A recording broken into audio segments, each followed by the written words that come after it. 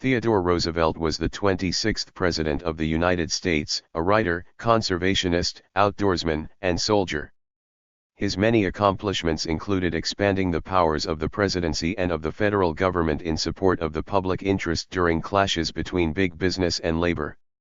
He steered the nation toward an active role in world politics, particularly in Europe and Asia. He won the Nobel Prize for Peace in 1906 for mediating an end to the Russo-Japanese War, and he secured the route and began construction of the Panama Canal. Theodore Roosevelt unexpectedly became the 26th President of the United States in September 1901 after the assassination of William McKinley. Young and physically robust, he brought new energy to the White House and won a second term on his own merits in 1904. Roosevelt, a Republican, confronted the bitter struggle between management and labor head-on and became known as the Great Trust Buster for his strenuous efforts to break up industrial combinations under the Sherman Antitrust Act. He was also a dedicated conservationist, setting aside some 200 million acres for national forests, reserves, and wildlife refuges during his presidency. In the foreign policy arena, Roosevelt won a Nobel Peace Prize for his negotiations to end the Russo-Japanese War and spearheaded the beginning of construction on the Panama Canal.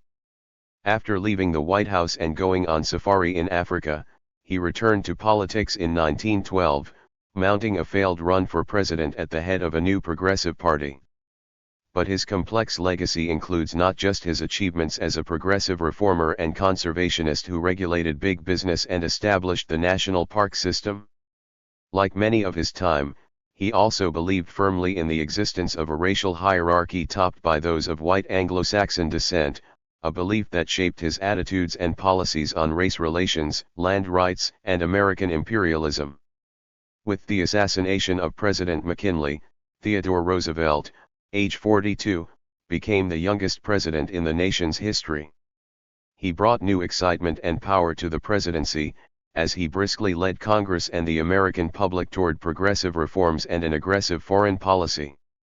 He took the view that the president as a steward of the people should take whatever action necessary for the public good unless expressly forbidden by law or the Constitution. "I did not usurp power," he wrote in 1913, "but I did greatly broaden the use of executive power." Roosevelt's youth differed sharply from that of the log cabin presidents. He was born on October 27, 1858 in New York City into a wealthy family, but he too struggled with asthma and other health ailments and in his triumph became an advocate of the strenuous life. In 1884, his first wife Alice Lee Roosevelt and his mother Martha died on the same day and only 2 days after the birth of his daughter, Alice. Roosevelt spent much of the next 2 years on his properties in the Dakota Badlands. There he mastered his sorrow as he lived in the saddle, driving cattle, hunting big game. He even chased outlaws as a local sheriff. Feeling reinvigorated, Roosevelt returned from the West and began courting his childhood friend Edith Carow. The couple married in London in December 1886. They raised 6 children together, including Alice. During the Spanish-American War, Roosevelt resigned his position as Assistant Secretary of the Navy to command the U.S. Volunteer Cavalry, more famously known as the Rough Riders. Roosevelt led his company's charge up Kettle Hill during the Battle of San Juan, and his military exploits brought him considerable attention, elevating his profile within the Republican Party. In 1898, he ran for governor of New York and won. He then was asked to join the 1900 Republican ticket as a vice president under President William McKinley. As president, Roosevelt held the ideal that the government should be the great arbiter of the conflicting economic forces in the nation, especially between capital and labor, guaranteeing justice to each and dispensing favors to none. Roosevelt emerged spectacularly as a trust buster by forcing the dissolution of a great railroad combination in the Northwest. Other antitrust suits under the Sherman Act followed, and his willingness to take on corporations and monopolies enhanced his popularity with the American public. Roosevelt also steered the United States more into world politics. He liked to quote a favorite proverb, "Speak softly and carry a big stick." Aware of the strategic need for a shortcut between the Atlantic and Pacific for American vessels, Roosevelt facilitated the construction of the Panama Canal by sending naval ships to support the Panamanians' independence movement. Once Colombia recognized Panama's independence, the new government gave the U.S. control of the canal for $10 million and a yearly payment. Additionally, the Roosevelt corollary to the Monroe Doctrine prevented the establishment of foreign bases in the Caribbean and arrogated the sole right of intervention in Latin America to the United States.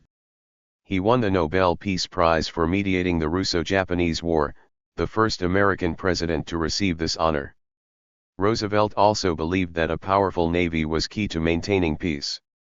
In 1907, he sent the Great White Fleet around the world to demonstrate U.S. naval power and gain valuable experience on the open seas.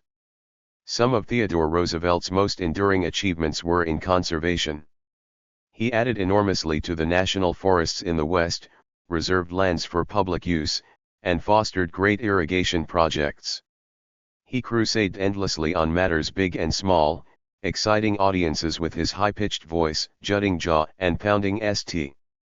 The life of strenuous endeavor was a must for those around him, as he romped with his 5 younger children and led ambassadors on hikes through Rock Creek Park in Washington, D.C. Leaving the presidency in 1909, Roosevelt went on an African safari, then jumped back into politics. In 1912 he ran for president on the Progressive Party ticket. To reporters he once remarked that he felt as a bull moose, the nickname of his new party. While campaigning in Milwaukee, he was shot in the chest by a fanatic.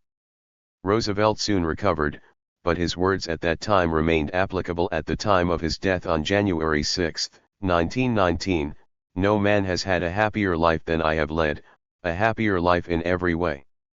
On October 28, 1858, Theodore Roosevelt was born into one of the wealthiest and most well-established families in New York. His father, Theodore Roosevelt Sr., was a descendant of the original group of Dutch merchants who made their fortunes building New York Harbor into one of the most prosperous ports in America. Theodore Sr. was a gentleman and a glassware merchant. His wife, Martha Bullock, was descended from the Southern aristocracy of Georgia. Together, they belonged to the uppermost echelons of New York society. Not at all surrounded by the type of men he would come to champion in years to come, Theodore Jr. was well positioned to lead a life of privilege and leisure. Despite the wealth and social position of his family, Roosevelt's young life was far from easy. He chronically suffered from violent attacks of asthma and poor eyesight. Yet his illness inspired him to embrace life all the more fully. To improve his health, he boxed and lifted dumbbells in a room in his home which he had converted into a gymnasium. In the fall of 1876 Roosevelt entered Harvard University. He excelled in his studies and graduated magna cum laude 4 years later. While at Harvard, he met Alice Lee, a beautiful young woman, who would become his wife soon after graduation. By 1881, he had entered politics as a New York assemblyman. A life in politics was virtually unheard of for a man of his social standing and background. In his autobiography, Roosevelt wrote of the disapproval, "These men laughed at me, and told me that politics were low, that the organizations were not controlled by gentlemen, that I would find them run by saloon keepers, horse-car conductors, and the like, and not by men with any of whom I would come in contact outside." Yet this discouragement only spurred Roosevelt further in his determination to be active in the government of the country. Social unrest was his main concern as New York Assemblyman in 1881. While he served as the New York City Police Commissioner in 1895, he worked alongside Jacob Riis, the author and social reformer, to improve living conditions in the tenement districts. During his early years in politics, Roosevelt enjoyed success in his professional life but suffered personal tragedy privately. In 1884 his mother died of typhoid fever. 2 days later, his wife died after giving birth to their first child, Alice Lee. Although he would go on to marry Edith K. Carew, a family friend since childhood, he continued to blame himself for his inconstancy to the memory of Alice. On second marriages, he wrote, "I have always considered that they argued weakness in man's character. You could not reproach me one half as bitterly as I reproach myself. In 1898 the United States entered the war against Spain and began an imperialist course which would end with the acquisition of colonies in the Caribbean and the Pacific. Roosevelt, believing staunchly in American democracy and the expansion of its ideals, was vehemently in favor of U.S. involvement. He organized a band of volunteers, later to be known as the Rough Riders, whose exploits in Cuba became the stuff of national legend. Roosevelt returned as a war hero to an adoring American public, and his popularity won him the governorship of New York in 1898. As governor, he again defied what was expected of him. Roosevelt attacked the political bosses and the monopolistic big businessmen, labeling them as the wealthy criminal class. The New York Republican boss, Thomas C. Platt, responded by influencing Roosevelt's nomination to the vice presidency in 1900, a position where Roosevelt could do little harm to the boss's control over the Republican Party. Roosevelt knew he was being shelved, declaring the vice presidency a position in which there is no work at all and no reputation to make. The office is merely a show office. But when President McKinley was shot and killed by an anarchist just 1 year later, Roosevelt could not have been in a better position. He took the oath of office as the 26th, and youngest, President of the United States.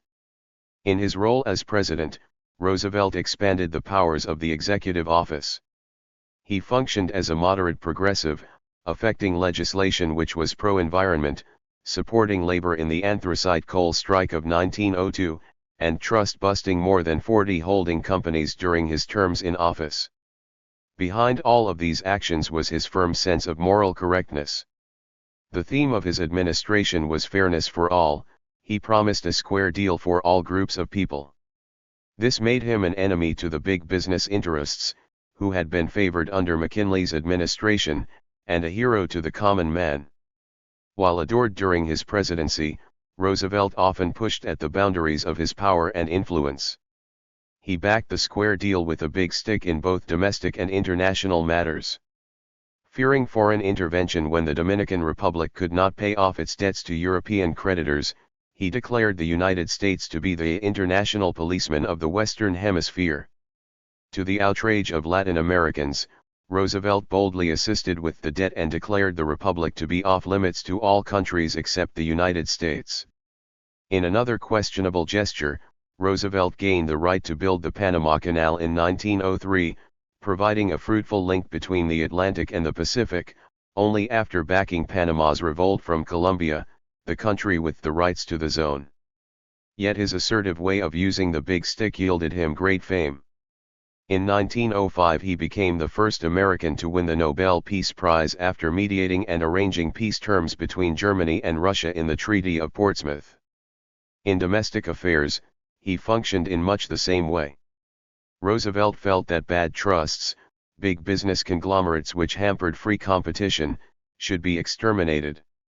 In 1902 he charged the Northern Securities Company with a lawsuit later upheld by the Supreme Court in 1904.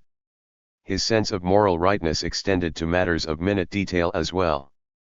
Feeling that the spelling of the English language was not accessible to all, in 1906 he demanded that spelling be simplified in all government publications, changing honor to honor, through to through and so on.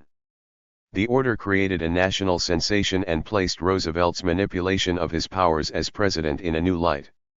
Remaining true to a statement he made when he took the oath of office for a second time in 1904, Roosevelt did not run for a third term. But when the policies of his hand-chosen successor, William Howard Taft, did not coincide with his own, he became determined to run again in 1912. His campaign backfired when the Republican Party split into factions, some of its members following Roosevelt's New Progressive or Bull Moose Party, and facilitated the election of the Democratic candidate, Woodrow Wilson. War erupted in Europe in 1914 and Roosevelt was all the more eager to remain active in political affairs. When not criticizing Wilson's reticence to enter the war, Roosevelt petitioned for permission to assemble a band of men in the Rough Rider fashion and go himself. He was denied the opportunity and suffered a severe loss when his youngest son, Quinton, was killed in aerial combat. In 1918, Roosevelt was diagnosed with inflammatory rheumatism. After a night of feeling especially fatigued, he died on the morning of January 6, 1919 at Sagamore Hill, his home in New York. He had lived an energetic and intense life which would establish his memory in the hearts of many as one of the most dynamic leaders in the country's history. As one New York police captain put it, it was not only that he was a great man, but, oh, there was such fun in being led by him. Politically and physically active until the end, Roosevelt died of a pulmonary embolism in his sleep on January 6, 1919, at his family home in Oyster Bay, New York, at the age of 60. He is buried in Young's Memorial Cemetery in Oyster Bay Cove. Theodore Roosevelt is remembered for his contributions to the conservation movement in the United States. His niece, Eleanor Roosevelt, would go on to be the First Lady of the United States during Franklin D. Roosevelt's presidency. Franklin D. Roosevelt and Teddy Roosevelt were fifth cousins. Thank you for watching this video.